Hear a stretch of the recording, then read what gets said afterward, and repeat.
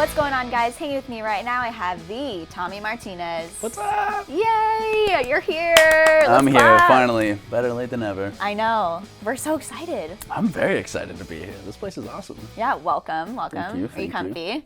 I am very comfy. Yes. With all these wonderful pillows that you guys I know. have here. And this fuzzy one, too. Kind of looks like your hair. Kind of looks like one of those little dogs, the teacup dogs. That just, it's kind of freaking me out a little bit. Well, there's a lot of congratulations for you in order because I feel like the last, year or so for you has been insane. Yeah. You were on Riverdale.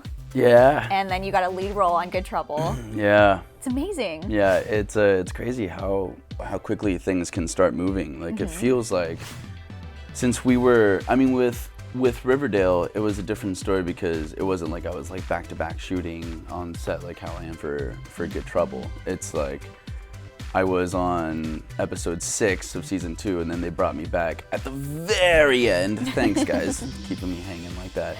But yeah, for the last 2 episodes of that season. Insane. Yeah, and then throughout like pilot season and just grinding it out. I was homeless at the time and just crashing on my friend's couch in Woodland Hills, and then finally like stumbled upon Gael. That is honestly such a cool story. That's amazing. It's been a journey. Yeah. It's been a freaking journey.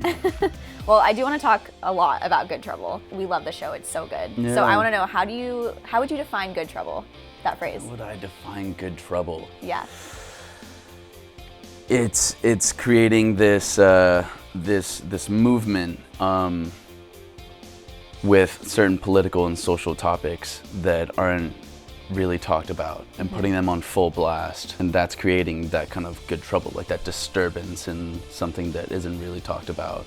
Say like with bisexuality, like it's really putting it on blast there, and my family has been learning a whole lot. I've been learning a lot myself, my friends, and I like to get into like a healthy debate every now and then with some people, just to be like, for someone say who doesn't believe in bisexuality, I was like, why is that so? And then just getting into their minds with what I know now.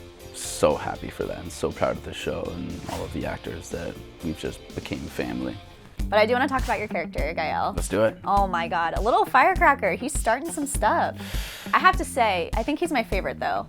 And not just because you're sitting in front of me, but... Yeah, see, I don't know about that. No, he is, first of all, he's definitely like my type, just as a whole. But I just love, he's very dramatic and like emotional, but like not like too over the top. I feel like I have a soft spot for him. Yeah, he's a sensitive soul, and exactly. and I'm like that too.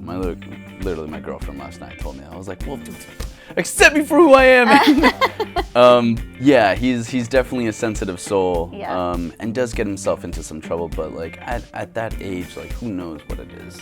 Right. Well, I have asked you before who you think Callie should choose. And you're gonna say your character, of course, but as Tommy, do you think he's the best choice for her? I think Jamie is like the rightful choice. Just on the outside perspective, like Gael, there's just like so much drama involved, and he does mean well. He doesn't try to like hurt your feelings. It's just kind of like the stuff that he's involved with. And Jamie's like the practical side of it. For those watching who don't know who Jamie is, Beau Mirchoff, we've had him in studio before. I actually don't know if I asked him who he thinks the better choice would be. I'm pretty sure he said himself too, yeah. in other interviews. You know what's funny? I did ask Maia Mitchell, who plays Callie, who she thought was the better choice, and she had a really hilarious response. I think she said something like, I don't know, they're kind of both bad choices, just like joking around. And that's what everyone's thinking too. Yeah. Everyone's like, well, because with the cliffhanger that they left us off at, everyone thinks that she's gonna end up like choosing herself, because throughout the Fosters and throughout this whole season of Good Trouble, she's kind of been juggling these guys and going back and forth. And she's never really had the time to be by herself, and just work on herself. So maybe, who knows? I mean, I don't even know yet. So that could very well be an option. And then just leave us both like, but why? But why? I love you. Okay, I want to put you on the spot. So you have some hot romance scenes with Maia Mitchell in the show, and Michael Galante. Yeah. Did I say his last name right?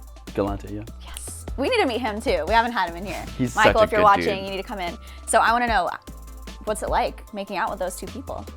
Give it all to me.